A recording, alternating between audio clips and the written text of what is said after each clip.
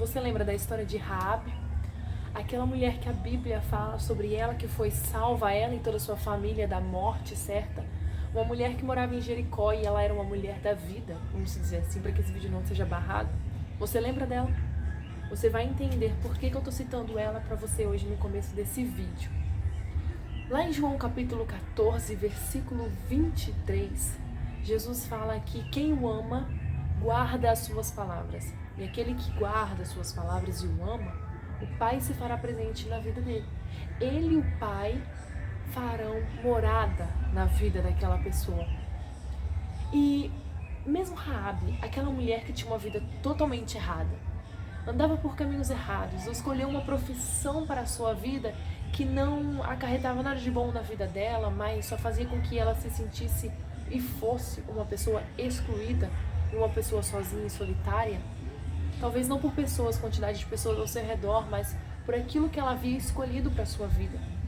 Mesmo ela tendo uma vida totalmente errada e muito provavelmente vivendo numa vida conturbada com a sua família pela sua escolha de vida, mesmo para ela, houve uma segunda chance.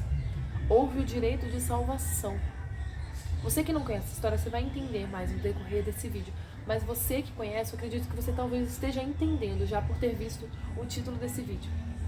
E o que eu quero dizer com usar João 14, 23 para isso? Nesse versículo, quando Jesus fala sobre fazer morada na vida daquela pessoa, que ele e o Pai irão e farão morada na vida daquela pessoa, ele fala sobre um compromisso com aquela pessoa em relação àquilo que ela escolheu. Aquela pessoa escolheu amá-lo, escolheu obedecê-lo, e então o Senhor vem e faz um compromisso com ela. O título desse vídeo não é sobre aqueles que têm Deus tem compromisso com aqueles que têm compromisso com Ele? Pois é, você vai entender porque eu usei o exemplo de Raabe. Para quem não conhece a história, Raabe, ela morava em Jericó, ela era uma mulher da vida, ela e toda a sua família moravam lá. Jericó era uma cidade que ia ser destruída pelo povo de Israel a mandato de Deus, porque precisava se abrir caminho para que o povo pudesse morar naquela cidade, que se transformaria ali então Canaã, seria a terra prometida que Deus prometeu para o seu povo. Então aquela cidade precisava ser destruída, mas havia também outros quesitos para que aquela cidade, aquele povo fosse destruído.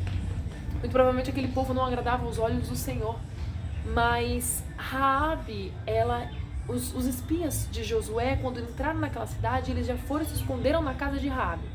E ela viu que eram espias de Josué e já tinha ouvido falar sobre Deus, sobre as maravilhas que Deus havia feito com o povo de Israel, sobre Deus ter aberto o mar vermelho, sobre Deus com o povo e o exército de Israel ter matado outros exércitos que eram muito fortes.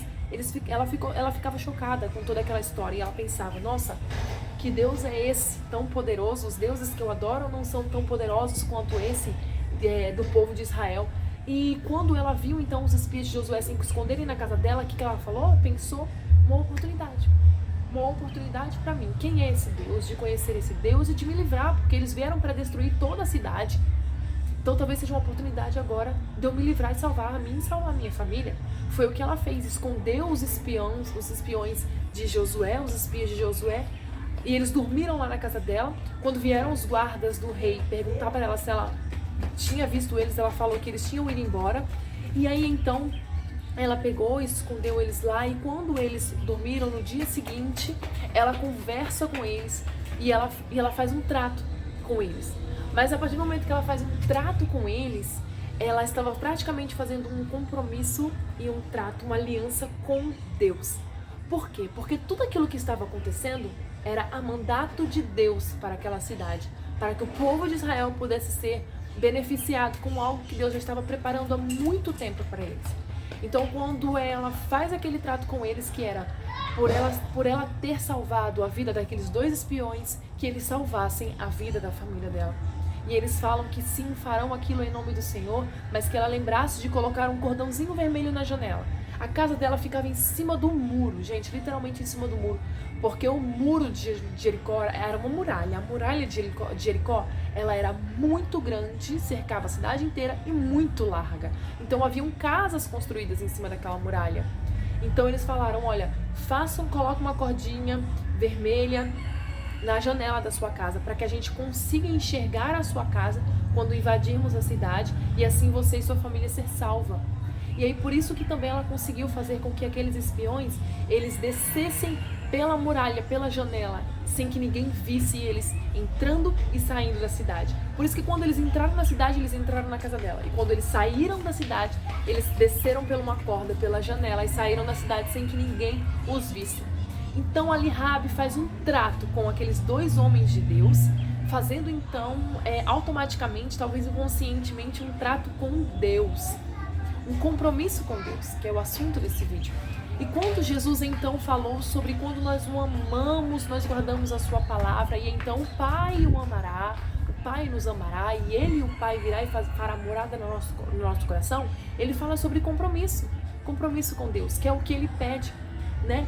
E nós, quando nós firmamos compromissos com Deus, quando nós fazemos também atos proféticos, assim como Raabe fez um ato profético, né, de fazer aquele trato com os espiões, aqueles homens de Deus, de colocar um cordãozinho na sua janela e esperar e confiar que o Deus do povo de Israel salvaria ela. Mesmo ela não conhecendo aquele Deus, só tendo ouvido falar, mas ela acreditou que aquele Deus salvaria ela e toda a sua família. Então, a partir daquele momento, ela fez também um compromisso com Deus.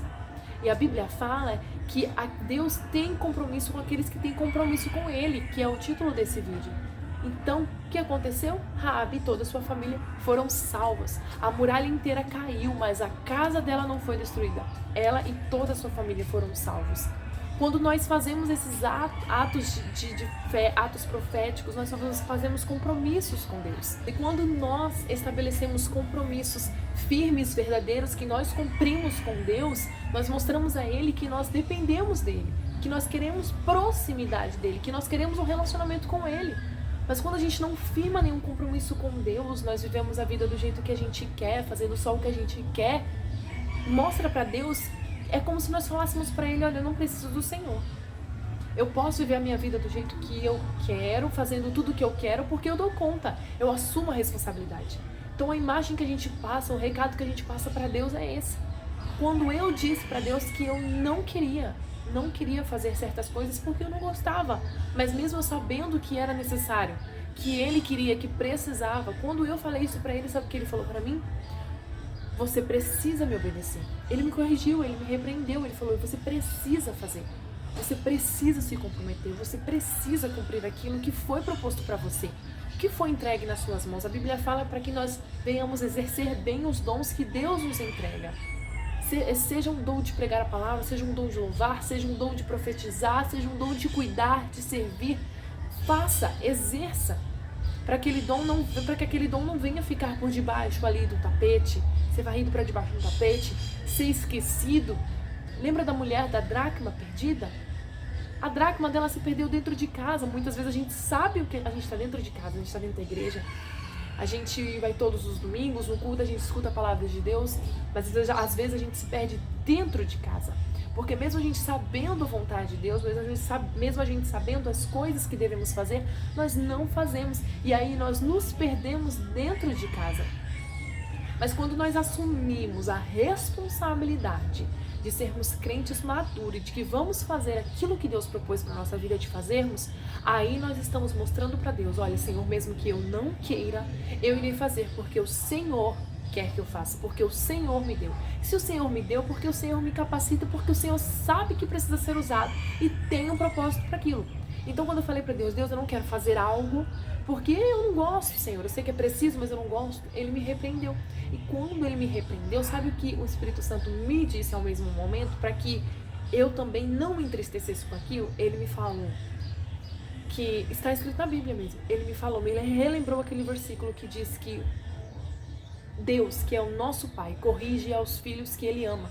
E que se Ele não nos corrigisse, era um sinal de que Ele não nos amava. Então, o que Ele quis dizer para mim era que Ele está te corrigindo porque Ele te ama. E Ele quer algo melhor para você. Então, aceite a correção da melhor forma, levante a cabeça e continue de onde você parou. Então, meu convite hoje para você é volte, reestabeleça novamente o seu compromisso com Deus. Qual o compromisso que Deus te pede? Reestabeleça novamente esse compromisso com Ele. Porque o reino precisa e porque aquilo mostrará para Deus o quão você é obediente, o quão você o ama. E a Bíblia fala que aqueles que o amam e o obedecem guardam as suas palavras Ele se manifestará a eles. Então, meu convite é: reestabeleça o seu compromisso com Deus. Faça uma aliança firme com Ele e vá até o fim. Vá até o fim. Porque é isso que o Senhor propôs para nós. Amém? Espero que você tenha entendido. Espero que o Espírito Santo venha fazer brotar e crescer e frutificar essa sementinha que hoje Ele plantou no seu coração. Que venha te edificar. Amém? Que venha te abençoar a cada dia.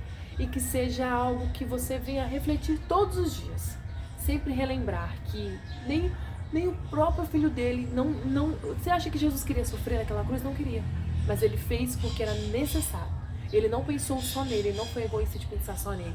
Mas ele fez porque o Pai mandou, porque havia um propósito maior para que todos nós pudéssemos estar aqui hoje, pregando a palavra dele. Amém? Espero que você seja abençoado por esse vídeo. Um beijo, que você possa me ajudar compartilhando, curtindo, comentando, tá? Que você venha comentar alguma dúvida que você tiver, algo que você precisa, uma ajuda, comente nesse vídeo que eu estarei olhando para te ajudar, para te abençoar como eu puder, em nome de Jesus. Um beijo e até o próximo vídeo. Tchau, fique com Deus.